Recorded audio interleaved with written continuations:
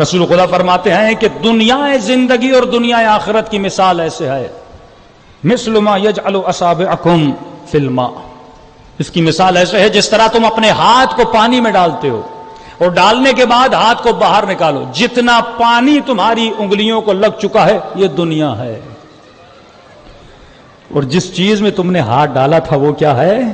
وہ آخرت ہے، وہ دریا ہے، وہ سمندر ہے، وہ ابدی زندگی ہے۔ تو عموماً اصل جو لذت ہے وہ لذت اخروی ہے، دنیا آئینہ آخرت ہے، یہاں تجھے آئینہ دکھا جاتا ہے لیکن حقیقی لذت تجھے کہاں ملتی ہے؟ وہاں ملتی ہے۔ شہید مطہری اپنی کتاب میں لکھتے ہیں، آیت اللہ مرزا شیرازی کا میں نے ایک جملہ کل آپ کو سنایا تھا نا کہ ان سے کہا گیا قبلہ اگر آپ کو پتا چلے کہ ایک ہفتے میں آپ مر جائیں گے تو آپ کیا کریں گے اس ایک ہفتے میں؟ اب یہی سوال آپ خود سے کریں کہ اگر مجھے پتا چلے کہ میں ایک ہفتے میں دنیا میں نہیں رہوں گا تو میں سب سے پہلا کام کیا کروں گا؟ سیدھی بات ہے، کسی سے پیسے لیے واپس کروں گا، قضا نمازیں پڑھنا شروع ہو جاؤں گا۔ اب 6 دن ہوں، اگر 2 مہینے کے روزے قضا ہوں تو وہ ادا کیسے ہوں؟ 6 دن باقی ہوں اور 2 سال کی نمازیں قضا ہوں تو وہ ادا کیسے؟ کچھ چیزیں ایسی ہیں جو ٹائم فریم میں ادا ہوتی ہیں، ادا نہیں ہو، زیادہ سے زیادہ وصیت لکھ لوں گا بھائی مر جاؤں تو میری یہ نمازیں اتنی قضا ہیں، میرے روزے اتنے قضا ہیں۔ لیکن آغا مرزا شیرازی نے کیا جواب دیا تھا؟ فرمایا میرے لال 6 دن تو کیا، اگر 1 دن بھی مجھے مہلت ملے تو میں ایسی ہی زندگی گزاروں گا جیسی زندگی ابھی تک گزار رہا تھا۔ تمہاری ڈیلی بیسس پہ زندگی ایسی ہو جیسی پروردگار عالم نے کہی ہے۔ اس کا مطلب 100% ایک فوجی کی طرح انسان کو موت کے لیے تیار رہنا چاہیے کہ جب بھی مجھے بلاوا ہے میں یہ نہ کہوں تھوڑی دیر کے لیے رک جائیے میں تیاری کر لوں، فوراً میں جناب ملک الموت سے ملنے کے لیے چلا جاؤں، زیارت علی ابن ابی طالب کے لیے قدموں کو اٹھانا شروع کر دوں۔ تبھی فرمایا اے انسان، جیسا اخلاق جیسی رفتار تمہاری دنیا میں ہوتی ہے ویسا ہی تجھے وہاں دکھایا جاتا ہے۔ آغا مرزا شیرازی فرماتے ہیں ایک رات میں خواب کے عالم میں دیکھتا ہوں، کیا دیکھتا ہوں؟ کہ میں مر چکا ہوں، میری روح میرے بدن سے جدا ہو چکی ہے اور لوگ مجھے قبرستان کی طرف لے جا رہے ہیں، میرے جنازے کو قبر میں لٹایا جاتا ہے، لٹانے کے بعد جب وہ واپس چلے جاتے ہیں میں نے کیا دیکھا؟ ایک سفید رنگ کا کتا ہے جو میری قبر میں آ رہا ہے۔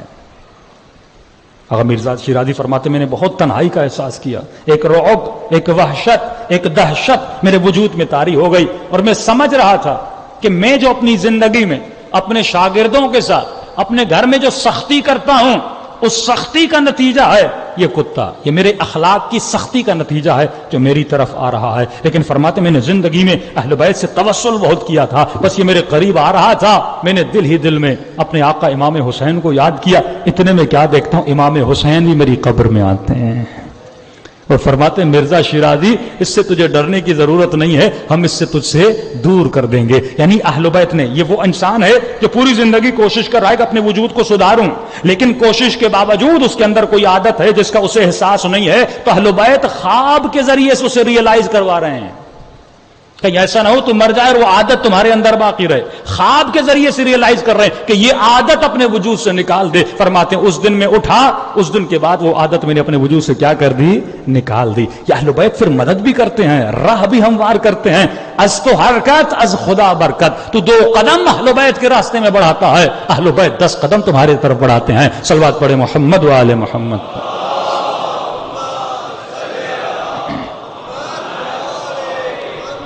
وَأَجِّلْ فَرَجَهُمْ۔ فیضان محترم، جب تک انسان موت کو یاد نہیں کرے گا ایک قدم معرفت النفس کی طرف نہیں بڑھائے گا۔ قدم تبھی بڑھاتا ہے جب ایک چیز کی ڈیمانڈ پیدا ہو۔ میں اتنا کیوں بیان کر رہا ہوں؟ تاکہ آپ کے اندر جستجو پیدا ہو، تاکہ آپ کے اندر ایک طلب پیدا ہو، آپ جائیں اور معرفت النفس کا علم حاصل کریں۔ معرفت النفس کا مطلب یہ ہے کہ اپنے دشمنوں کو پہچان کہ تمہارا دشمن کون ہے۔ مولا فرماتے جو تمہارے منہ پہ تمہاری تعریف کرے یہ تیرا دشمن ہے، ہاں فوراً ٹاپک کو بدل دے، کیونکہ یہ تمہارے نفس کی غذا ہے۔ ریاکاری یہ تمہارے نفس تمہیں گمراہ کرتا ہے۔ فرمایا مومن کبھی متکبر نہیں ہوتا۔ متکبر کی نشانی کیا ہے؟ متکبر کبھی بھی اپنی غلطی کو تسلیم نہیں کرتا۔ شیطان نے کیا کہا؟ بما اغویتنی، اے خدا تم نے مجھے گمراہ کیوں کیا؟ اگر تم نہ کہتا میں آدم کو سجدہ کرتا اور سجدہ نہ کرتا، تم نے کہا کہ آدم کو سجدہ کرو، میں نے مخالفت کی، اگر تو آدم کا قصہ بیچ میں نہ لاتا تو میں کبھی گمراہ نہ ہوتا۔ اور میں نے کیا بتایا کہ کامیاب انسان وہی ہوتا ہے جو بہت جلدی اپنی غلطی کو کیا کر لیتا ہے؟ ایکسپٹ کر لیتا ہے۔ جو غلطی کو ایکسپٹ نہیں کر رہا، بھائی بیوی بول دے آپ کا اخلاق مجھے اچھا اچھا نہیں لگتا, آپ کی رفتار اچھی نہیں, ایکسیپٹ کر لو کہ ہاں میرے اندر یہ غلطی ہے. بیٹا بولے بابا آپ کی یہ چیز مجھے اچھی نہیں لگتی, آپ بیٹے کو بولے میرے لال یہ چیز مجھے اچھی نہیں لگتی. اگر ایسا کردار ہو جائے تو آٹومیٹیکلی ہم اپنے اندر اپنے وجود کو ڈیولپ کرتے جائیں گے, اپڈیٹ کرتے جائیں گے, اپنی غلطیوں کو سدھارتے جائیں گے, اور جیسے جیسے غلطیاں سدھرتی جائیں گی گھر میں دوستیاں بڑھتی جائیں گی, میاں بیوی کے تعلقات بہتر ہوتے جائیں گے. لیکن آج ہوتا کیا ہے, بیوی شوہر کو بولتی یہ چیز اچھی نہیں لگتی, وہ کہتا ہے تیرا کیا جائے, جیسی میری مرضی ویسی میں زندگی گزاروں گا. پھر ہمارے اندر اور فیمنزم کے نعرے میں تو کوئی فرق نہیں رہا, میرا جسم میری مرضی, جسم بھی خدا کا ہے, مرضی بھی پروردگار عالم کی چلے گی. اور خدا کی مرضی کب چلتی ہے, جب تو اپنے لیے کوئی آئینہ بناتا ہے. آج مومن کے پاس شیشے کا آئینہ تو ہے, لیکن مومن کے پاس کسی مومن کا آئینہ نہیں ہے. بیوی کو اپنا آئینہ بنا, بیٹے کو اپنا آئینہ بنا, کسی متدین پرہیزگار انسان کو اپنا آئینہ بنا. پوچھئے اس سے کہ آپ مجھے جانتے ہیں, اتنے دن آپ میرے ساتھ رہے ہیں, آپ میرے دوست ہیں, آپ میرے معاملات کو جانتے ہیں, کوئی ایسی چیز ہے جو میری آپ کو بری لگتی ہے؟ ظاہر ہے امام زمانہ تو ہمیں نظر نہیں آ رہے کہ میں مولا سے جا کر پوچھوں مولا میری کون سی عادت ہے جس کو میں سدھاروں. اب امام نہیں ہے لیکن کوئی متدین, کوئی عادل انسان تلاش کرو جسے کہو میری کون سی عادت آپ کو بری لگتی ہے, آپ یہ سمجھتے ہیں اس عادت کو سدھارنا چاہیے. اور جیسے وہ مومن کہے اپنی عادت کو کیا کرو, ایکسیپٹ کرو. اور جیسے ایکسیپٹ کرتے جاؤ گے تمہارے وجود میں اچھی عادتیں بڑھتی جائیں گی, اور جیسے جیسے اچھی عادتیں بڑھیں گی یہ وجود کیا ہو جائے گا, نورانی ہو جائے گا. لیکن اگر کوئی میری بری عادت بتائے, اگر شیشہ آپ کو بتائے کہ آپ کے منہ پہ کالک ہے, کیا آپ شیشے کو توڑتے ہیں؟ شیشے کو مارتے ہیں آپ کہ مجھے کیوں دکھا رہے ہو؟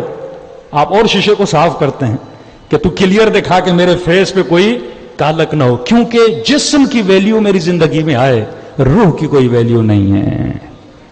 اگر کوئی روحانی عیب بتاتا ہے میں سدھارنے کے لیے تیار نہیں ہوتا. تو میرے عزیز ہر مومن کے لیے ضروری ہے, اور بہترین آئینہ بیوی شوہر کا ہے, شوہر بیوی کے لیے ہے. وہیں پہ آپ کے گھروں میں سکون ملتا ہے, آپ کی اولاد ہے. اور واقعاً اگر یہ تربیت ہمارے گھروں میں آ جائے تو ہماری دنیا اور آخرت آباد ہو جائے. صلوات پڑھے محمد و آل محمد.